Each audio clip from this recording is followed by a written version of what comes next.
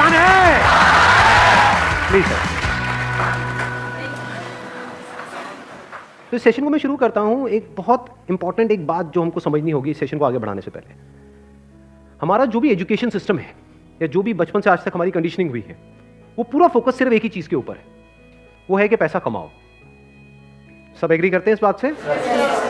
तो पैसा कमाने पे तो सबका फोकस है, लेकिन कुछ ऐसा है जो इससे बहुत इंपॉर्टेंट है, उस पर किसी का फोकस नहीं है। पैसा कमाने से भी ज्यादा जो इंपॉर्टेंट है वो है कि आपने कितना पैसा बचाया।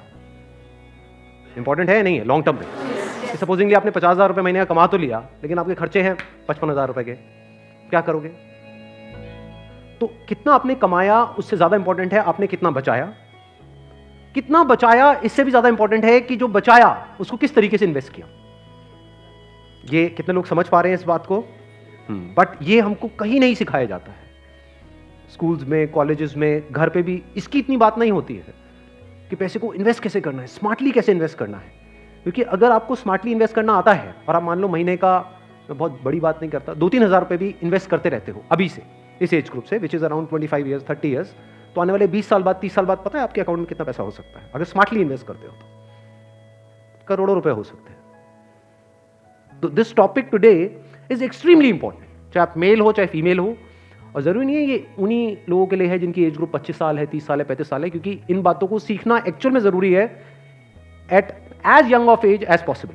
यानी अगर आपकी एज 18-19 साल, 20 साल भी है, जो लोग कैमरे पे देख रहे हैं उनको मैं बोलता हूँ, जो वीडियो में देख रहे हैं, कि अगर आपकी एज 18-19 साल है, 20 साल है, तब भी आपके लिए सेशन बहुत इंपॉर्टेंट है, इनफैक्ट ज्यादा इंपॉर्टेंट है। और मेरे को आइडिया कहाँ से आया ये सेशन करने का? मेरे एक फ्रेंड है, मेरी वैसे उनसे बातचीत हो रही, उन्होंने मेरे से पूछा कि यार मेरे पास में कुछ फंड पड़ा हुआ है, मुझे क्या करना चाहिए, उसको कहाँ इन्वेस्ट करना चाहिए, कुछ आइडियाज हैं आपके पास?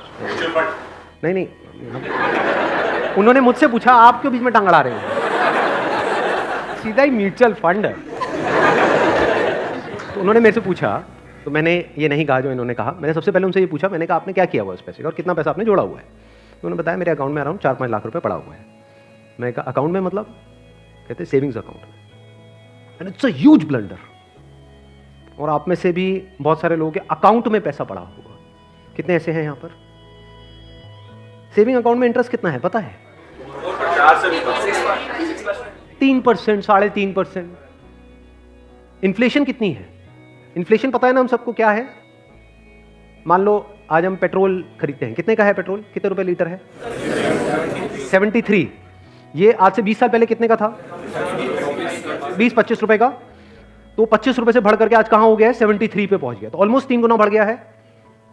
तो अगर वो पैसा आपके सेविंग अकाउंट में पड़ा होता तो क्या वो 3 गुना बढ़ जाता? तो आप लॉस में हो। समझ गए? इन्फ्लेशन का जो रेट है अप्रोक्सीमेटली आप कह सकते हो 6% के आसपास मान लेते हैं, वो वेरी करता रहता है।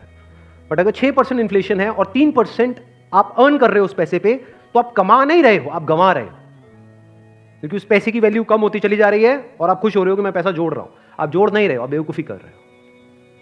तो इस तरह की कुछ चीजें हैं जो हमको सीखनी बहुत जरूरी है।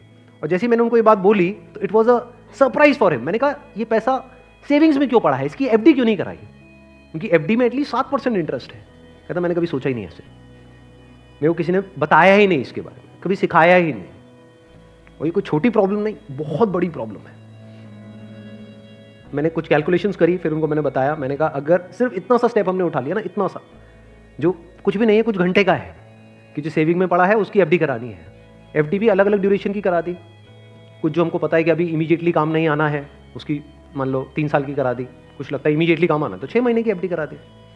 अगर इतना सा भी हमने स्टेप उठा लिया तो अगले आने वाले 20 साल बाद कितने का फर्क पड़ जाएगा? Any idea? लाखों रुपए का फर्क पड़ेगा, कम से कम 20 लाख रुपए का फर्क पड़ेगा आने वाले 20 से 25 साल में। तो मैंने कहा वो जब 20-25 लाख आएंगे, अब ये करोगे तो हो ही आप, जो मैंने बताया है तो